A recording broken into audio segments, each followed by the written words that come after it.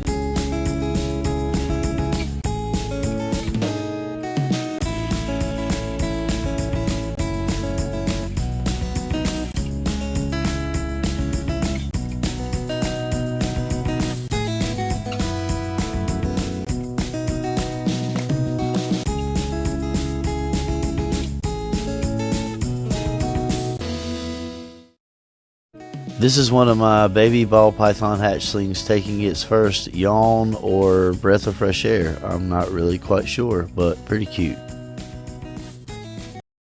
And here is one of them having their very first meal.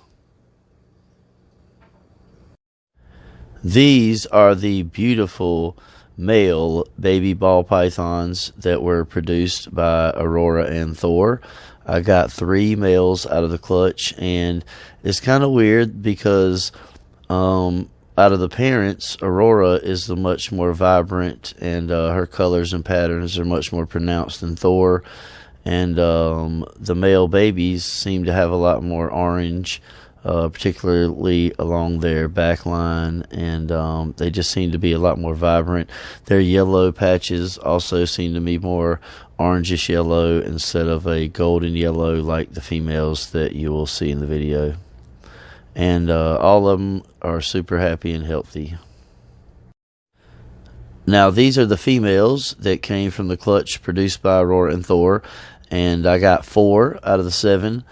ended up being female, and they're all beautiful, but as you can see, a little less orange to their patterning. But this one female is definitely going to be a holdback, and I just love her pattern. It's kind of funky. She has some really cool white spots in her alien heads, and some cool orange between her patterning, and some blushing up the side. So this beautiful girl is definitely going to be a holdback, and I just really love her patterning and her coloring. Now, like I said, I've had to go back into the workforce, and because I have a restaurant background, I've taken on a job where I do the menu, order all the food, and prepare most of the meals for 45 residents in a assisted living community, and I cannot tell you how rewarding this job has been. I take a lot of pride in the food that I make for these people, and they have shown an immense amount of appreciation and love for me, shower me with gifts constantly, and it's been an amazingly rewarding job. This is Ramses, my beautiful male citrus blue bar, and I was successful this year breeding him with Clarabelle, my normal leatherback that has the sweetest, most incredible temperament and personality of any bearded dragon I've ever known or seen. But unfortunately, Clarabelle passed away a few weeks ago in this enclosure, and I want to tell you guys how, so maybe it could save an animal in your collection from the same issues that I had. Her basking bulb went out, and rather than running out and replacing it with the same wattage, I had backup bulbs, but I didn't have anything as intense, so I had to build this little archway out of paver stones to get her closer to the light to achieve the right temperatures. She really loved climbing up on there, and she loved getting in the little cave it created underneath. But when she went to dig her nest for her second clutch, she dug underneath one of the sides of this archway, and when I came home from work, I noticed the whole archway had shifted. It was not fallen or moved really, but it had shifted slightly, and I noticed she was in the back corner where I couldn't really see her good, so I reached in to check on her, and she had been pinned by digging underneath one of these base rocks, and she had asphyxiated and passed away. Now, I just want you guys to know this, because if you have a large layer of substrate in your enclosure and you have heavy stones and a burrowing animal, they can get underneath there and dig enough out that it can cause the weight of that rock or stone to shift. So I just want you guys to be aware of that, so maybe you guys can avoid having the tragedy like this occur to you and one of your animals.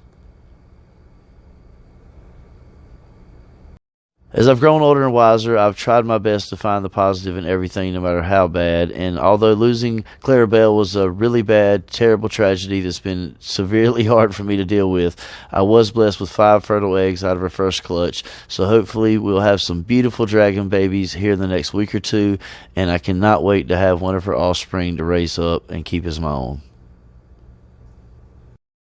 This is my little crested gecko nursery, and I have 2 clutches that have already hatched out this season, both within days of each other.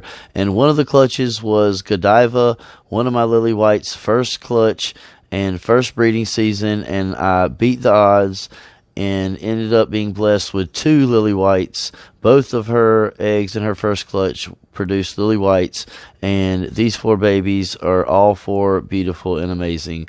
This little girl is so beautiful. She looks a lot like her mom. And this little gecko over here was a production of Snoozy and Irwin, one of their offsprings, and it has the Dalmatian gene.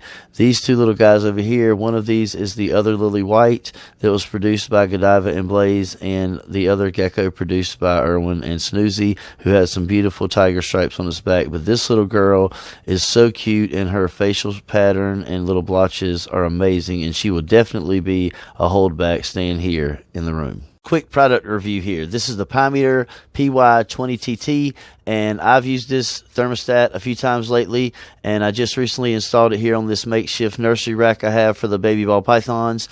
And I have a nice American Plastics rack that I got from a buddy of mine, but it didn't have heat tape or thermostat, and there will be a video up soon where I'm going to show you guys how to use heat tape, how to wire it up, all about the ins and outs of it, and how I put it into that snake rack, and that'll be in a future video. But this thermostat I've used a couple times lately. Like I said, the Pymeter PY20TT. It has a number of settings, and that's why I like it. Most of the inexpensive ones don't have this many variations and things you can control, but that's obviously just to change it from centigrade to Fahrenheit. And then you have a temperature on and a temperature off for your first outlet, and temperature probe, and then temperature on and off for your second outlet.